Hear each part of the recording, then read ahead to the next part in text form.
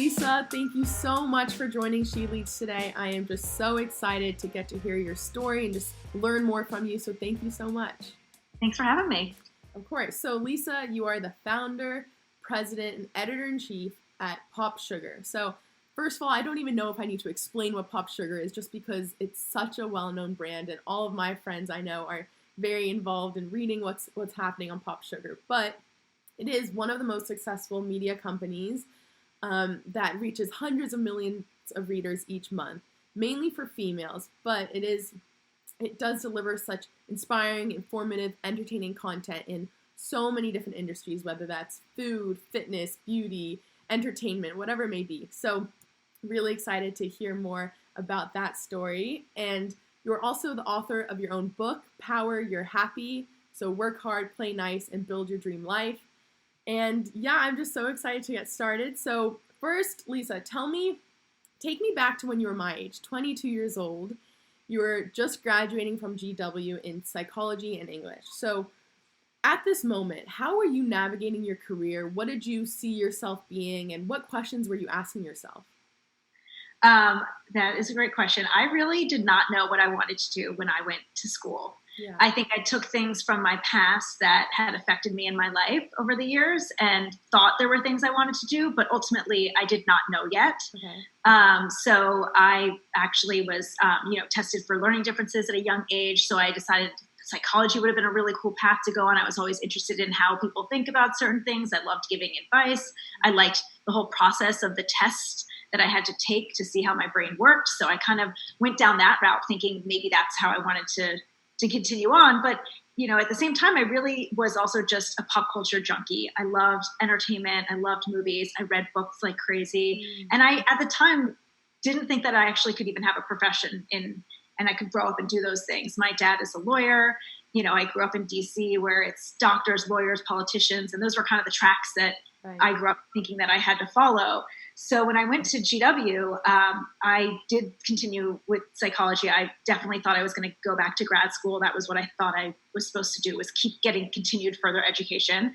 And along the way, I met my wonderful husband in college, and he is totally an entrepreneur. He dropped out. He has started companies left and right. And I think being around that kind of energy helps you realize that you follow your dreams in a different way. Yeah. So when Brian was in New York, I would go up in the summer, and I was fortunate enough to be able to get an internship at a live morning show for a network called FX, and it was called Fox After Breakfast. And that whole summer was just totally eye-opening to me, and watching a live show come to life from every facet. And they were really awesome with the interns. They really let us, sit and see the live reads every day. I was on the PR end, and I will tell you, I came out of that job and I realized I do not want to go into PR. It's really hard to ask people to cover things for free. So when I then graduated a year later, I knew I wanted to get back into entertainment at that point. I knew I was going to move to New York, but I didn't know how or what that meant. So I was interviewing at talent agencies, and I was interviewing at ad agencies. And ultimately, I went into the ad agency world. I felt very comfortable there. I was hired by a team of 4 women who were very comforting and very welcoming. And that just seemed like really great energy and a great place for me to start. And I knew wherever I was going to start, I was going to have to just keep trying things anyways. And I knew that I just had to learn. So, and I basically just had to get a job. Mom and dad weren't paying bills anymore. I was fortunate enough to have an amazing education, and it was time. I was on my own. So, I went into advertising, and I really enjoyed it. But within a couple of years, I knew this is not a long-term career path for me. It isn't enough in the pop culture world. I'm not creating things. I didn't feel like it was creative enough, or sometimes you'd be on a client that was like boring and just didn't talk to me at all. So ultimately, while I was at my job in advertising, and we had actually moved from New York to San Francisco, and I was in this really creative agency and shop that I loved working at. I started writing POPSUGAR, and it was at the time when I knew I wanted to create content, but I didn't necessarily know how to start.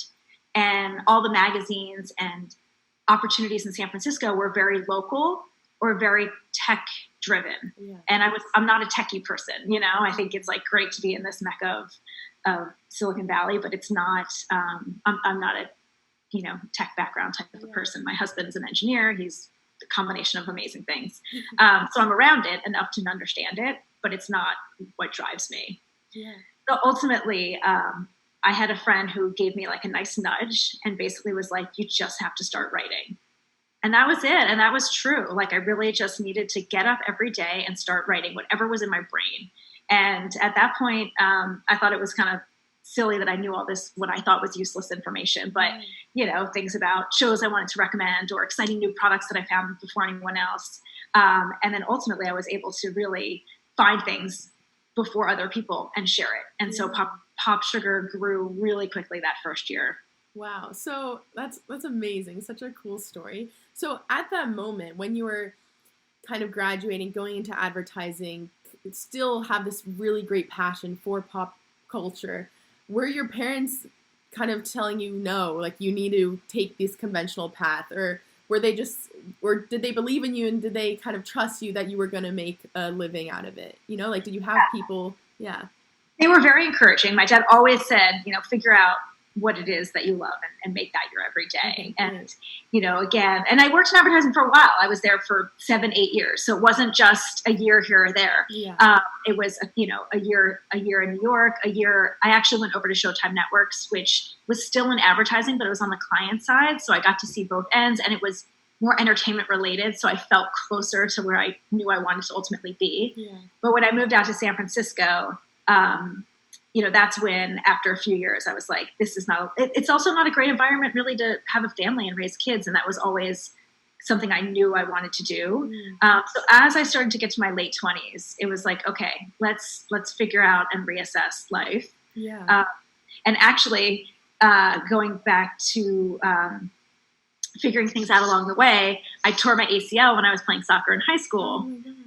And I had never gotten the real recovery to repair it. Yeah. I had to get just orthoscopic at the time when I was 15. So when I was 27, I was like, I'm fully torn now. I need to get this done. Oh, so I was in advertising. I took the break to redo my knee. And it was kind of coming back from that when I went back into advertising that I was like, no, this is not what I want. I'm really going to reassess. And I think those life moments also do matter too. So so that's actually when I started POPSUGAR. So it was late 20s. Awesome. And then, so everyone was really supportive along the way at that point too, because I had been working really hard at great jobs that I didn't love. Yeah. But, for a long enough time to be able to say it's time for a change. Yeah. So when you were starting POPSUGAR, you mentioned how you were in SF and it's not really this culture vibe where it's about media. It's more so tech and all of that. Did you consider relocating or starting in New York or LA? These more famously known for entertainment?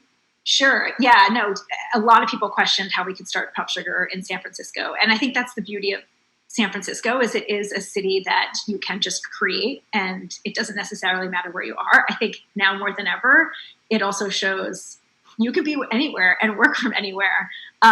We definitely, our entire company is working from home right now. And to be able to pivot to this work from home, it was so, I don't want to say it was so easy, but it's pretty easy. Our team can work from anywhere, most of us. So while, yes, the media world is really based in New York and the entertainment world is really based in LA, by all means, you can report and write about a lot of it from here. Yeah. Once it came point to really getting early access or actually having access to talent, we needed to make sure we were in those cities also. But that was what was so great because at that point we had actually expanded and had offices in all these cities. So when it was me alone in the beginning, just really building up the audience, that was more about the voice and getting people to resonate with me talking to them as if they're my girlfriend. I'm just telling them about something I'm really excited about that I want them to know. Yeah, definitely. So take me through that first year because it seems like everything just skyrocketed. Things were going so quickly. I know your husband helped a lot in this early stage and even today and throughout it. But walk me through this process. You mentally, how are you dealing with this new project that you've just started and it's really getting traction? So I started it in March of '05, and at the time I was still working in advertising. So I would write a story before I went to work. I would write something during my lunch break. I would write something like in the afternoon in between jobs. And then when I got back home, I would just like sit and write. So, and every day varied a little bit, like how much I was actually posting in the beginning. And then about 6 months in, I decided, okay, this is gaining traction. My husband built the site, so Brian built it and taught me, basic code, how to upload images, how to create a poll, and then I would say, oh, I want to do this feature now. Can you build that for me? And so he would help build, whatever it was we wanted to create. And in November, I was pregnant with my first daughter, and at that point, the site was taking off so much that I decided to leave my job in advertising and go all in. And it was the type of thing where I was so passionate about what I was doing, and I was so happy, and it was such a great outlet for me. And to be able to get that instant reinforcement back from the audience and the community just fueled me to keep going. Yeah, incredible. So I know POPSUGAR I think its audience is mainly females. So I'm just wondering, in this early stages, when you're getting funding and just pitching POPSUGAR, did people have hesitations that it is so female focused, or was that never really an issue and you were just like, no, it has to be? No, I think that people saw that it was growing so quickly, and there was a space in the market for digital media, and a place, where women could go to every day across all categories was something that they believed in that story, which was great. And I think they saw the passion that Brian and I had in wanting to recreate this place and space for content online. I mean, it was early enough where, it was before really social media where people could do it individually, and that was actually a big part of it too. A lot of people are like, why the name POPSUGAR? Why not, Lisa Sugar or something? There were a lot of other sites at the time that were around just one person. And I always had the vision that this was not going to be just about me. And I wanted it to go well beyond me and my stories and my point of view, and be able to include lots of people and lots of backgrounds. And so that's something that was really important to us very early on. Yeah. And so I think that it was easy for people to see our dream. Yes. Then getting them to believe in the vision to come to life was awesome that we had that support from investors. Yeah. So just based off of that answer, I am wondering, you mentioned how you had this vision for POPSUGAR early on. Is this something that you're very transparent about with new employees that come into POPSUGAR, or is it something that you're like really only you and Brian are like, this is what I see for POPSUGAR?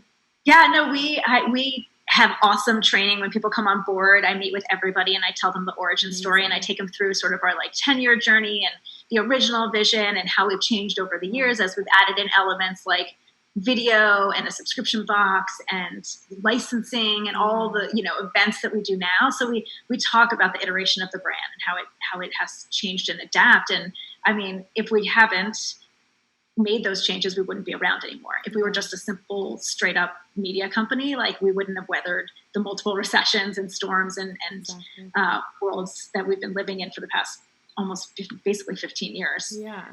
So it's been great to be able to do new things too. Yeah. So as POPSUGAR has grown so much through these years, it's obviously you've included different categories that you're writing about, and I know you're the editor-in-chief, but your passion for writing, obviously you've had to kind of sit back a bit with how much you're writing for POPSUGAR. Yeah. So how has that been, where you've almost had to be this leadership role overseeing everyone rather than actually being the one writing? Yeah, I get asked a lot, what was one of the biggest challenges for me when I was growing the company? And it was, essentially giving up writing. Yeah. I don't write anymore. I love talking to the teams. I love brainstorming with the teams, but on a day-to-day basis, there is just no time for me to do that. So I definitely miss it. And it goes in waves. There's definitely times where I'm like, I wish I could just sit down and write. Yeah. And I'm really fortunate to be able to do the book in 2016, because at that point we were 10 years old and I really missed writing, really, really missed it. But when we hit that, I would say probably 5-year mark, the company was getting so big and there were a lot of people and there were parts that I needed to go help out more on to continue to build it. And I had such a strong creative team. It was silly for me to still be so in it. Yeah. I still truly believe that I could and should and wish I had more time to write, because it's just I like everybody on the team doing everything. I'm one of those types of leaders. So I would even want all of our directors and senior editors who are editing a lot of people's work to still write. A lot of these folks that we've had on staff for a long time, we hired them because they were great writers. And so when you don't get their voice anymore on the site, it's kind of sad. At the same time, it gets tiring. I mean, it's a lot of stories every day. There's definitely a burnout to it. So I feel very fortunate that I've been able to take breaks and learn new things as we've done different things as a company. And I love that we've been able to have our employees who have grown up with us also do those changes. Yeah. But I miss it. And it was really great to go back and do the book in 2016 because I really got to dive into a really meaty writing project. And that was really gratifying to be able to do that. Yeah, it's so cool. And I have so many questions I can take from this, but you mentioned how there's a big burnout aspect to media companies and writing. And it's true. It's all, you really can't take a break, a mental break, physical break, anything, because you just, that's the part of it. So how do you ensure that your employees are staying motivated, do want to continue writing every single day and searching for the next big story? What do you do to do that? Yeah, I mean, I think it's a couple things. One is finding that talent who is, you can tell when you interview them, they just have it in them. It just pours out of them. So finding the talent that's just very eager to do it. And then finding signs along the way of when they're starting to get tired or need a break. And it's encouraging PTO. It's encouraging people to know they need to take those breaks. Yeah. It's encouraging, incentive programs. So really rewarding people, doing bonuses whenever you can to show people what a wonderful job they've done and let them know why that story was so special in particular from the hundreds of other ones they've written. You don't want to always make one seem so much better than the other, but if there's one that's really special, or a lot of work went into it and it pays off, really being able to reinforce how wonderful that was so that they feel really great about their work. There's lots of ways that we try to and then even just mixing the teams up. We have a lot of people also over time who've switched categories. So we have fashion writers who become moms and want to write about parenting. We have people who were on the food team that want to write about fashion.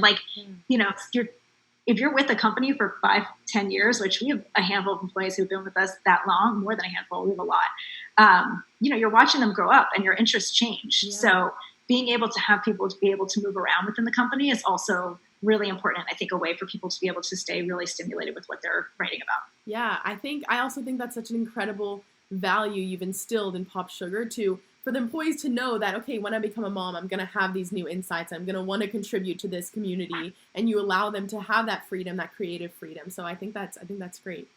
So I can't skip over the fact that you said you had your first daughter in the early stages of POPSUGAR, and I read that you took her into work for the first 3 years of her life.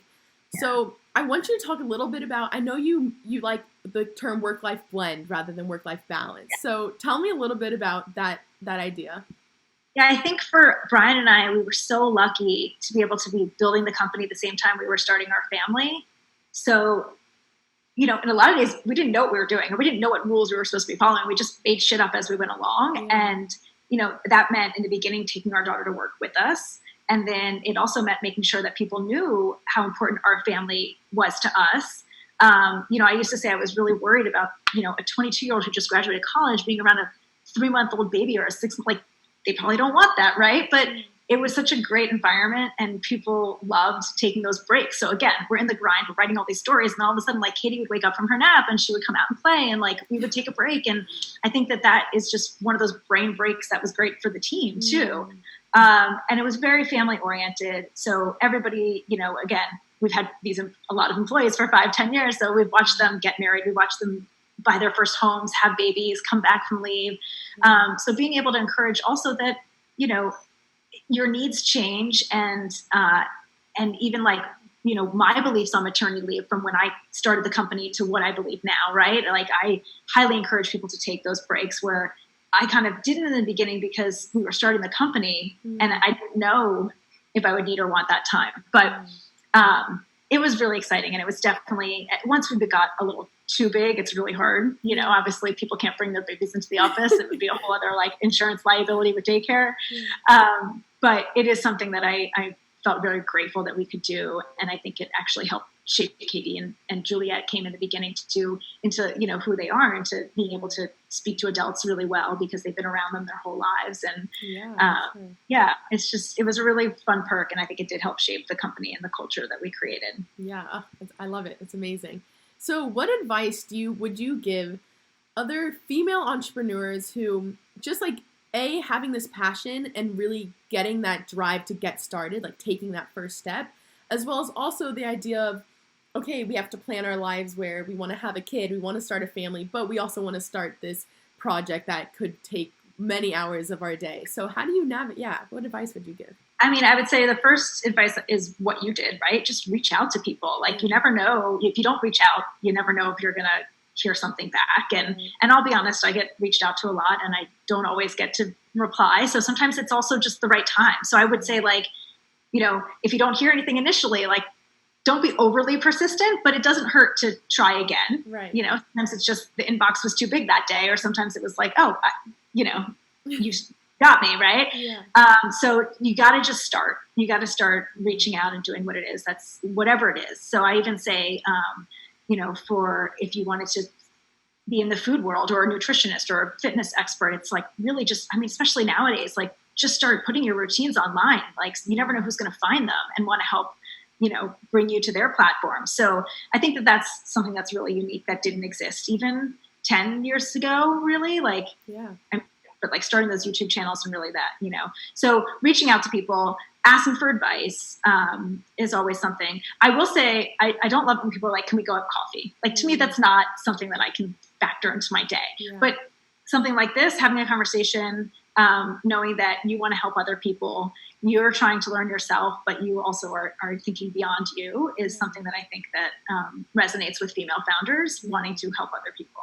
I agree. I think it's definitely this mindset where you can almost train your mind where just reach out. Worst case, they don't reply. You get a no. Like, it's not the end of the world, And it's been so amazing reaching out to these incredible females like yourself. And yeah, the fact that I got a reply and I'm talking to you, like, it's great. So I agree. I think it's definitely important.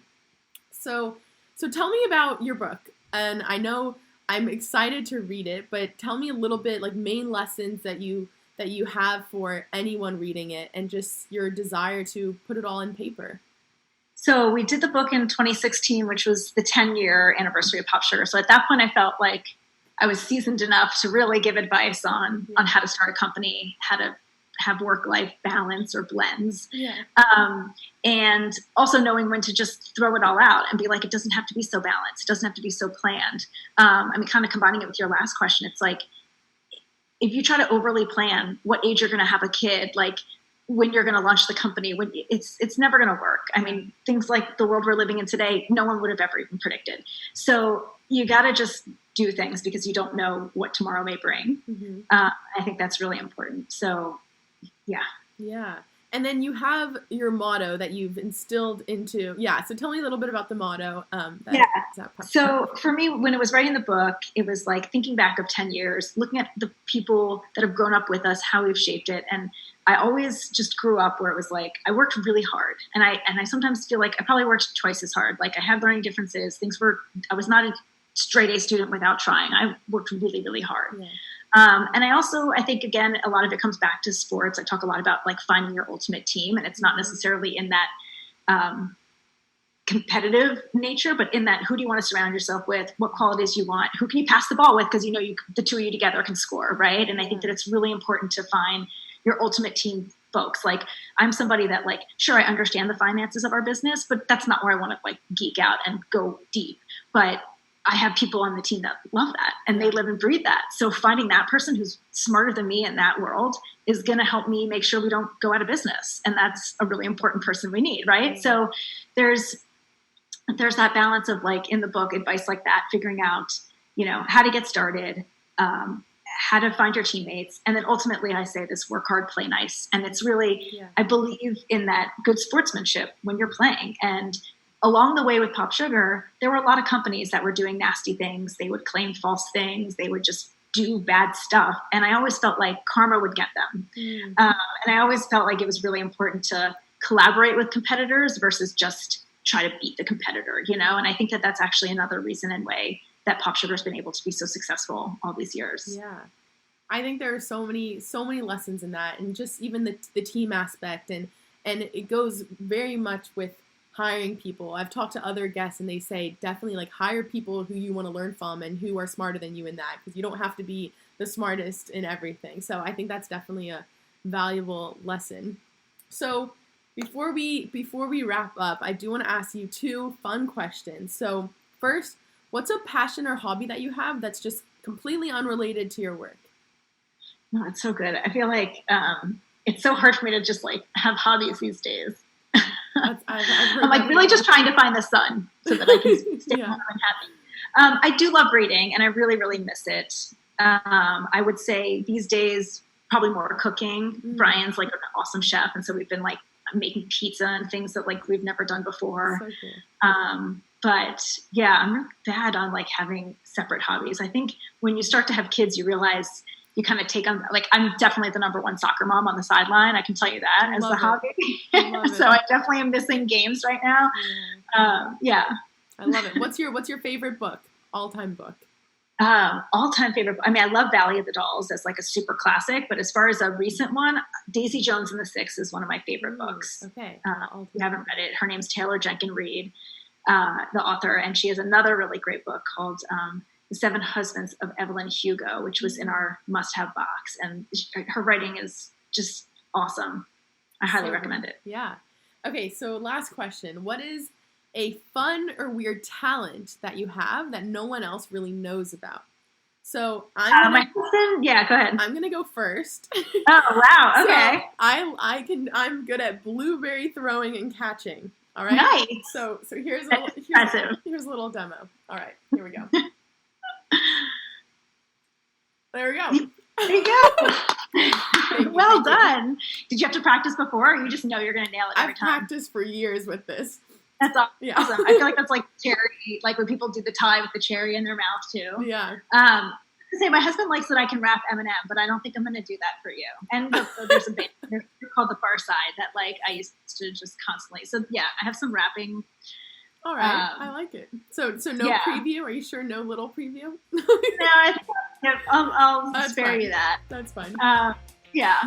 I love it. Well, Lisa, it's been so fun, and I've learned so much. So really, thank you so much for coming on the show and just sharing all your insights in founding POPSUGAR and so much more. So thank you so much. Well, thank you. Good luck to you. Congratulations on graduating. Thank you.